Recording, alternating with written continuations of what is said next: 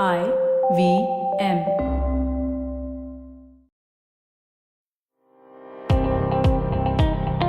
Welcome to All Things Policy, a daily podcast supported by Pragati, a flagship media initiative of the Takshashila Institution. We're a bunch of policy nerds based in Bengaluru, and we like to bring a fresh perspective to Indian affairs and an Indian perspective to global affairs. So grab a cup of coffee, sit back, and join us for today's chat. Hello and welcome to another episode of All Things Policy. I'm your host Sri Krishna Upadhyaya, and today we're going to be talking about the latest set of restrictions which have been put on the import of laptops and personal computers by the government. And to discuss this topic with me, I have the Professor of Economics at Takshashila, Anupam Manoj, joining me. Welcome to All Things Policy, Anupam. Hey Sri, glad to be here. It seems that the government ensures that I always have something to speak about or write about by doing policy moves such as this. So yeah, happy to be here.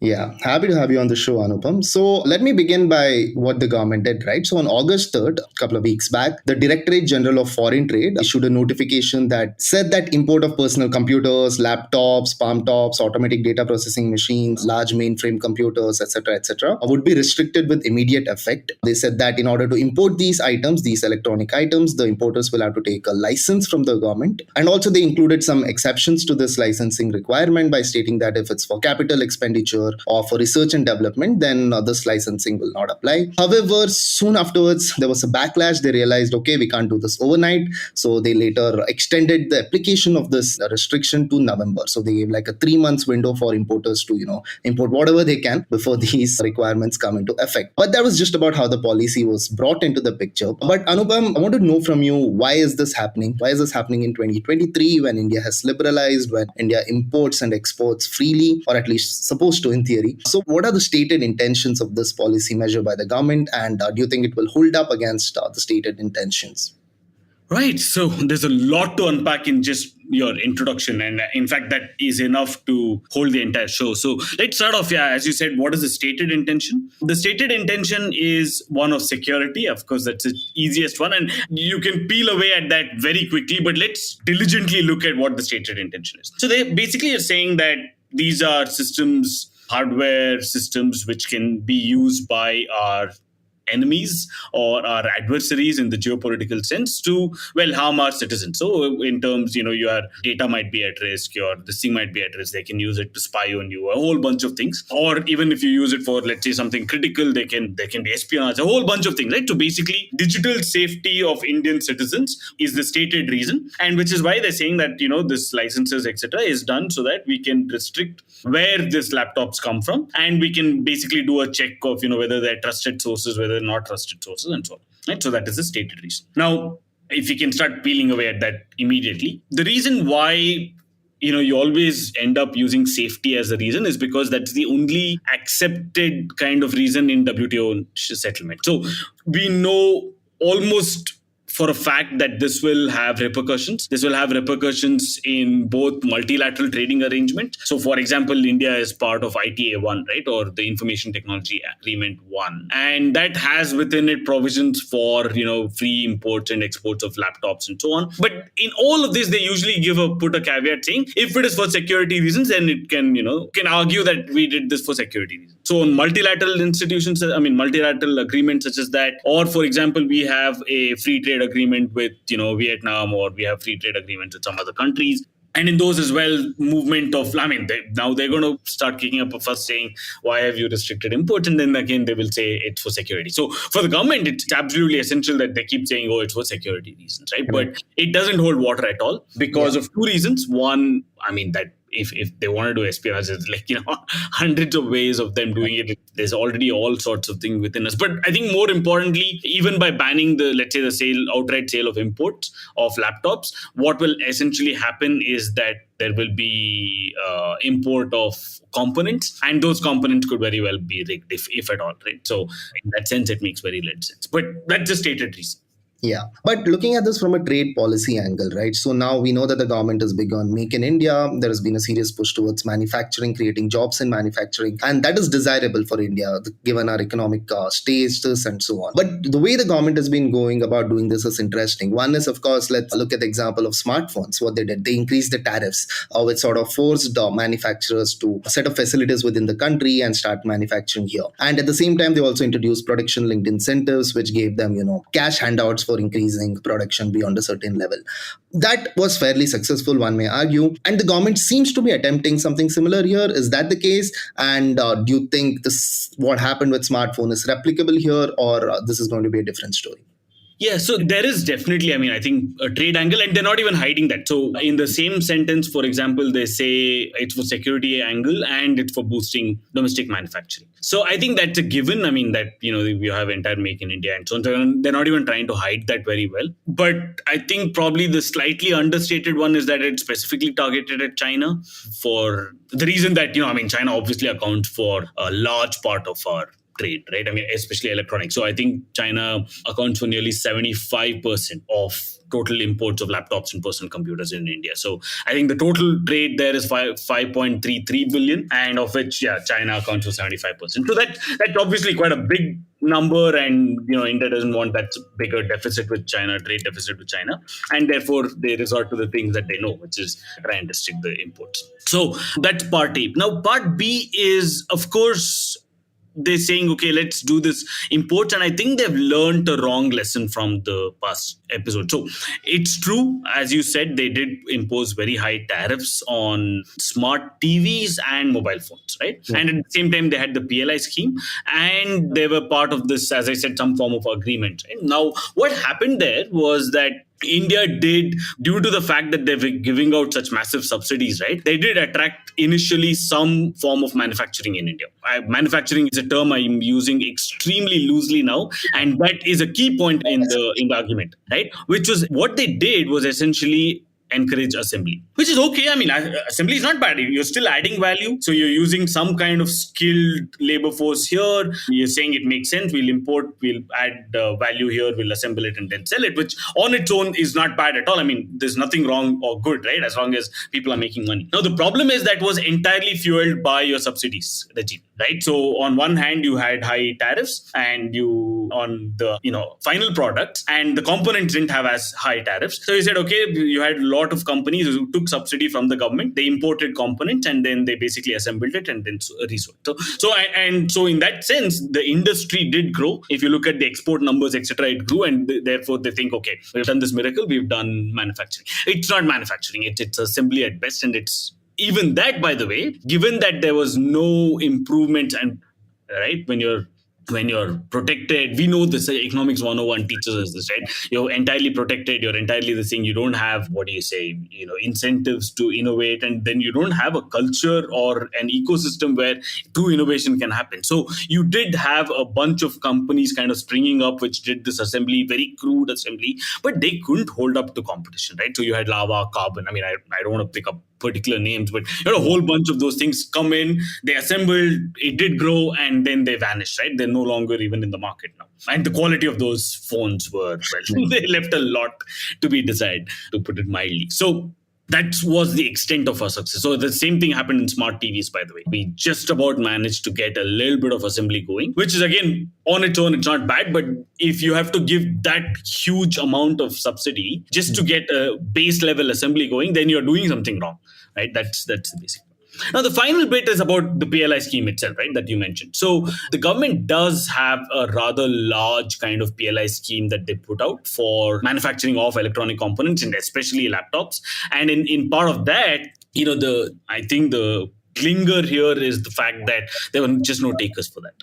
There are no takers for that PLI scheme. So one kind of indicator of that is the fact that they had to push the deadline for PLI for IT hardware, right? They pushed the deadline for that too. So the total budgetary outlay for this PLI was something like 17,000 crores, which is not a small amount at all. I mean, it's quite large. 70,000 crores is not small. And so that budgetary outlay, there was just no takers for it, right? So they extended the deadline a couple of times. Still, people didn't this thing. They tried to soft pressure Apple and Samsung, etc., to manufacture the laptops here. Again, not much takers and so on. So they said, okay, this is a final roll of the dice. Let's just restrict imports, and that will definitely force their hand. So that's where Yeah.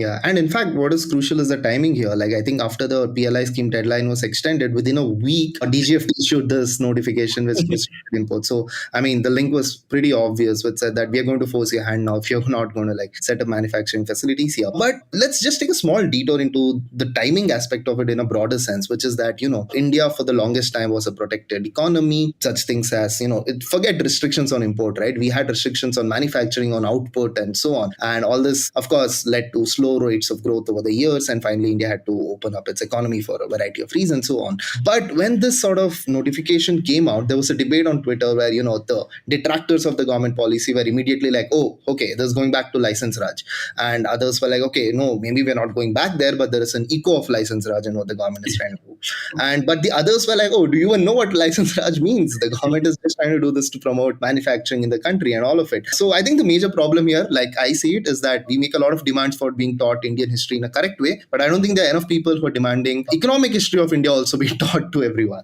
So right.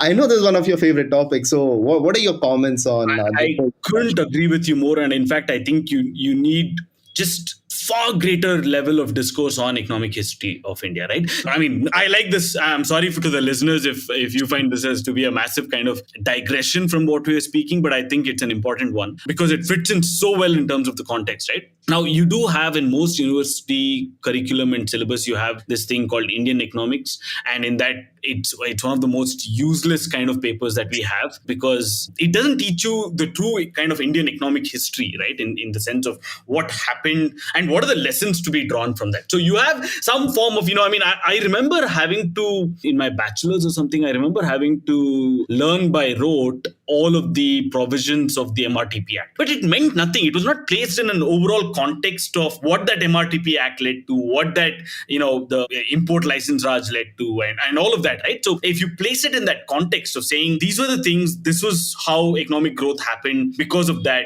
or rather lack of economic growth because of those things, how labor was restricted, how capital was restricted, how trade was restricted, and a whole bunch of those things. I mean, it's endless as to what you can teach from those things, right? But I think those are glossed over. And this is for a student of economics. Now, there are a large number of people who have obviously not studied economics, who are into engineering and so on, who have no idea about some of these things. And remember, I think there is some statistic, right? So it's like 40% of our population is born after 91. I don't know, some weird thing like that, at least. So there's a large population in India who have no clue of how life was before 1991. Right? You are one of them, Sri. I mean, you were born, 2012 or something? I'm still a millennial. Just made it. Yeah. So there's a large number of people who have no clue about, what was life like, what was business like, what was an average consumer's life like, right? And how difficult it was for businesses to just exist, to manufacture, to make a profit because, making a profit was looked down upon. Then spending precious foreign exchange reserves on import was like one of the greatest evil things you could do. It was anti-national. Importing was anti-national, all of these things. And we've been through it all. So, whenever somebody says, oh, no, we need import restrictions, we need Atmanirbharta, we need self-reliance and so on, I shudder. I shudder at that thought because it's scary. And it shows the collective ignorance of our population that, it feels like they're thinking that this is some new idea that we're coming up with now in order to protect domestic industry. This has been tried. This has been tried the world over. It has failed the world over. It has been tried in India. We failed miserably at it with poverty rate increasing. And, then we had to liberalize to get some sense of prosperity, right? And look how quick we are to forget all of that. So I think having greater discussions about what has transpired, the effects of those things, and therefore why we should stay away from tariffs, from licenses, from restricting this thing, from restricting economic freedom. I think we should be very wary about it, but we are not. So yeah, Right. that's I went off on a tangent, but yeah. No, I meant to take that small detour. But in any case, let's get back to this import restrictions bit that we were talking about. And of course, this might benefit domestic manufacturers to some limited extent because, who doesn't like a protected market where there is ports to compete against and so on. But I don't think much has been spoken about the users in this case, the consumers, right? And almost always such trade policies end up affecting the interests of the users. Today, I think laptop is almost like a necessity. I think large sectors are dependent on using a laptop or a computer system to do their work, to conduct their business and so on. And in fact, India's IT industry, which contributes to a greatest extent of our exports, is likely to be hit or at least face rising costs due to these kind of restrictions. So I want to know from you, apart from, has the government considered this at all? I know there are some exceptions in this. Do you think those will be useful? How do you see that being played out? So it's very strange as to how often we are willing to shoot ourselves in the foot in all of these policies. So we do something which will, with the intent of helping a few domestic manufacturers, but we forget that can immediately harm. And this is very well known. There's not even, it's some weird economist logic and so on, right? But it's very well known that obviously if you put tariffs, then it will shoot up the prices for your consumers, right? So the fact, and this tells me that they're deliberately willing to sacrifice the interests of your consumers for the interests of a few domestic producers, right? And so it's very concentrated benefits, but diffuse costs. So they're willing to do that.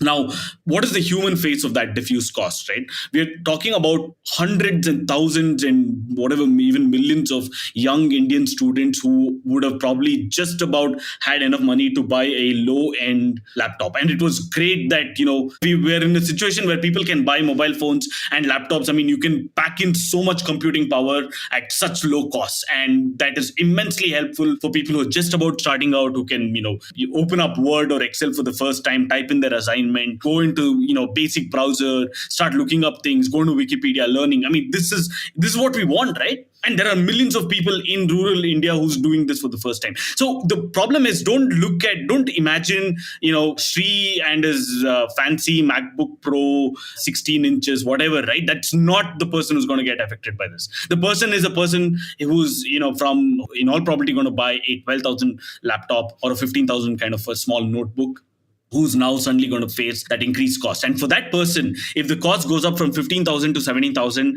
it's a very good chance that it's binary, that because of it going from 17,000, the chances are that they will not buy it, right? It's a matter of yes or no when they're buying it. So, and now you've just, with the stroke of a pen, you've collectively denied this access to laptops to a large population. So that's your biggest kind of thing. And remember, and I think we always forget this, 60% of Indians' GDP comes from consumption, right?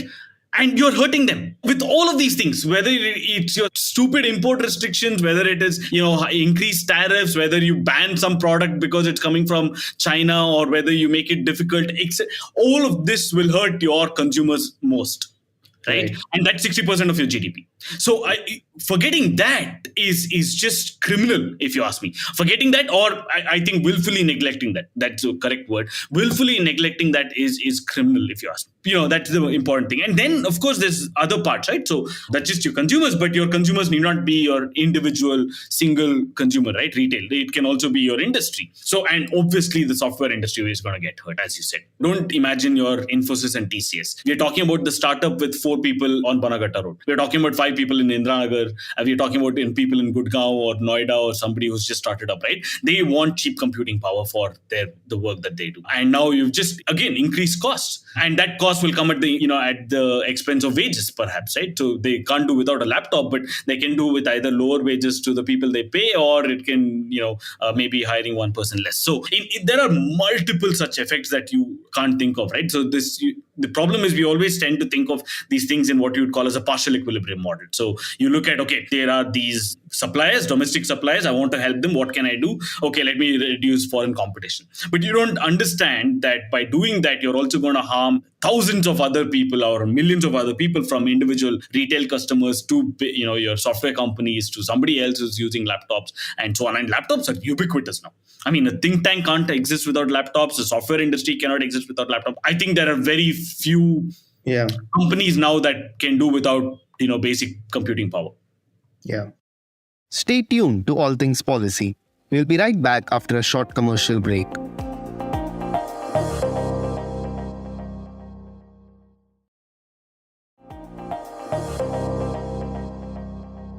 Like you said, and I think what you explained as diffuse costs but concentrated benefits explains to a large part this sort of neglect that policymakers show towards consumers. But moving on.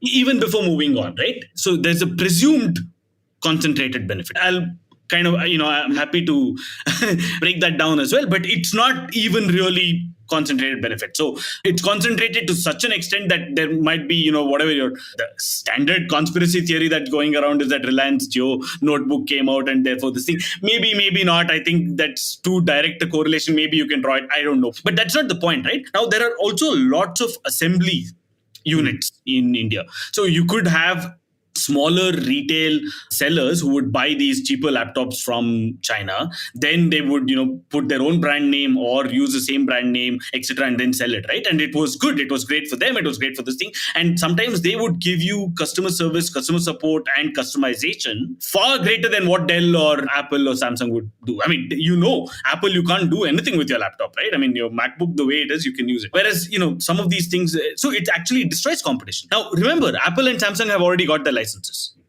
Apple for sure has already got their license to import. I don't think they will be affected, but that's not the one that you're looking at in terms of effects. That's what. So your bigger retails will still be able to get away. I mean, I'm sure they can use. Apple has a lot of bargaining power, right? They'll say you're just set up that mobile phone manufacturing unit, etc., etc. So if you don't give me licenses, I'll withdraw. So they'll give the license. So it's not that they're going to start manufacturing, which is what the initial aim was, right? So what are you going to get out of this?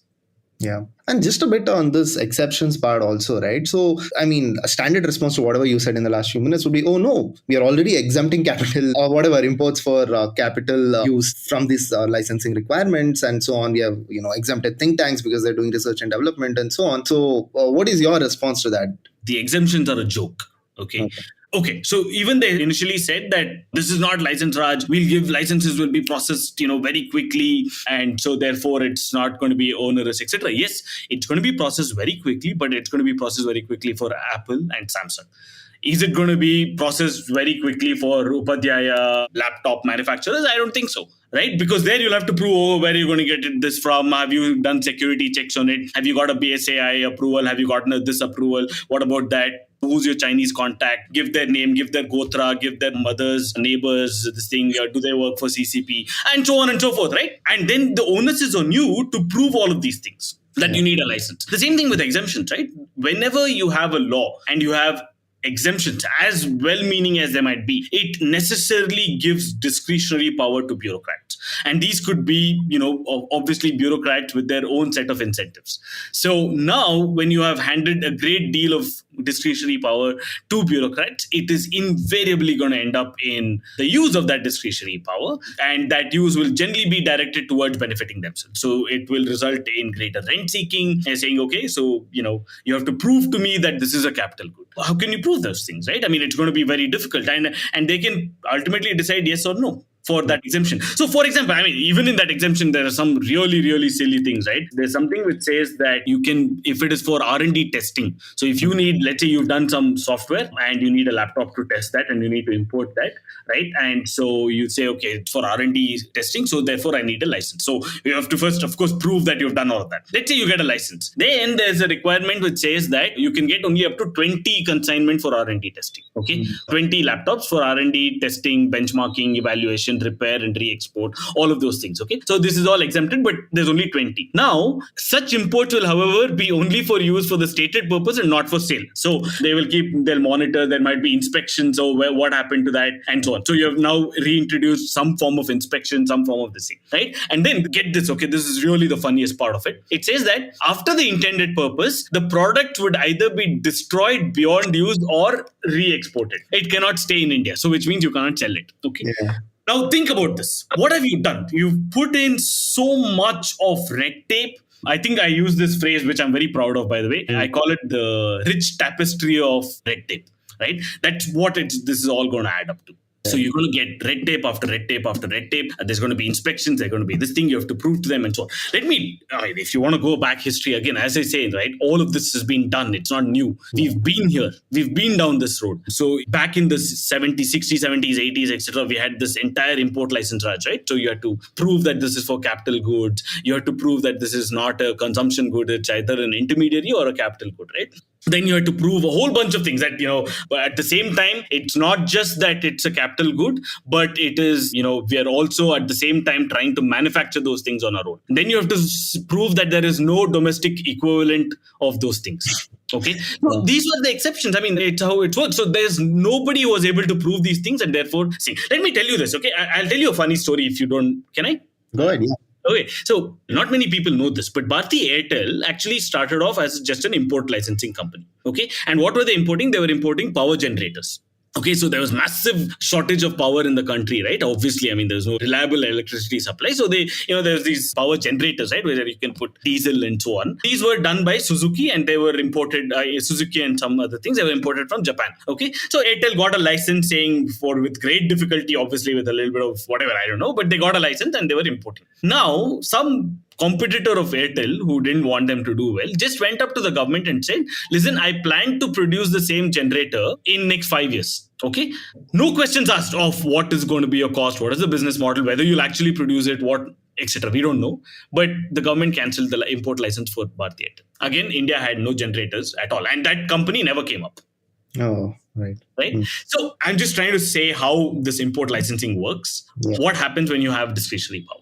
Right. And I think it needed to be said, and I'm glad that you brought all this out and I think you rightly write in your article as well that discarded policies of the past cannot produce different results. It's just like you can't keep doing the same thing and expect different results each time. But having said that, a bit of an observation on the China front, I think Pranay Kotasthane has also written about it, is that, it has become a convenient thing for the government to do that, declare entire sectors as strategic without having regard to, is it actually strategic? What are the factors which makes a sector strategic and what doesn't, and so on, just so that it can impose these trade restrictions in the name of combating China and China's dominance in our trade. But having said that, Anupam, a final question to you before I let you off, which is that, if you had to go back to the drawing board and to set up a successful electronic manufacturing industry, or at least a laptop and computer manufacturing industry, what is the kind of policies that we need to be looking out for, and other than, trade restrictions and import restrictions?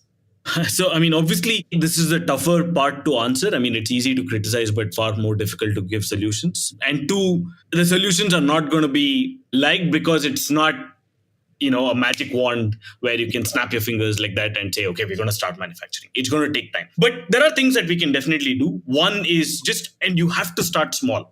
Right? You can't start by having the most sophisticated form of semiconductor manufacturing in India overnight, right? It takes time to get there. So it starts with assembly, then it starts with small manufacturing. It starts with, the cases, then it starts with a smaller, easier kind of chips, and then it goes to more complicated things. Then maybe some kind of display panels, etc. Right? There's a pathway where you can start doing and where you can start adding value in the global value chain. But in all of this, if you want to be part of the electronic manufacturing industry, if you have to set up manufacturing in India, you cannot run away from freeing up imports. The biggest detriment or deterrent to manufacturing electronic components in India or electronic parts in India is the fact that you have high tariffs and you have restrictions on import on components, right? And if you do that, there is no way that you will have, all of this, right?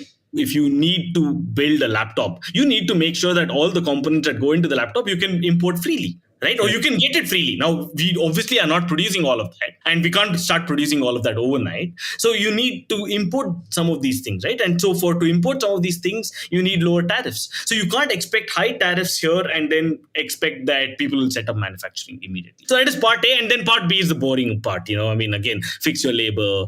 For example, I'm tired of saying these things. I feel like a goddamn parrot, but you cannot do some of these things without having flexible labor laws. The fact that, for example, Tamil Nadu couldn't pass a simple labor reform which allowed workers to work 12 hours a day, right? Now, globally, all of these manufacturing units run 24 hours, right? They're continuously. So they do 2 12-hour shifts. So that's how the production is run, and that's greatest efficiency, right? But they can work 4 days a week. They don't have to work 5 days a week. So 4 hours into 12, that's still 48 hours. So you're not tampering with that, right? And if you care about workers' welfare and so on. But even that should be left to the workers. Have overtime policy and, leave it to the workers. So if I'm 25, I want to work 5 days a week, make money, and then drink 2 days continuously or whatever, right? It's my wish. I can do whatever the hell I want. But anyway, that's a separate issue. But you need flexible labor laws. Of course, then you need infrastructure. I think we're doing okay on the infrastructure part. We've improved a lot in basic infrastructure, power supply, etc. needs to be better. But I think that is okay. We're getting there, right? We're slowly getting there. But these are, I think, 2 or 3 things that we need to fix immediately before something else. So now, I think, as we were just discussing before the show, where you pointed out, right? So now they've realized that components are going to get, obviously they're going to start importing components. So they started slapping tariffs on or making restrictions on cameras, on a whole bunch of other things as well. So, it's just, we're going down a very difficult kind of path where, I'm not happy at all. Sure. Okay. Thanks a lot, Anupam, for joining me on the show today. And thanks for taking your time to discuss all these issues with me. And like you rightly pointed out, the government is planning similar import restrictions on cameras and printers. We do not know what kind, but we do hope that any of our listeners who are planning to buy imported cameras do it very soon. Yeah. And just putting it out there that we discuss a lot of these interesting kind of topics and so on in our graduate certificate in public policy, which is application for which is open now until the 20th August. So if you're interested in this, for instance, we had a policy simulation exercise just last time on how do we actually build electronics manufacturing industry. And it was a fascinating exercise. And I think some of the students came up with really brilliant insights. So if something like that interests you, then please do consider signing up for the GCPP. Right. Thanks a lot, and see you in the next episode.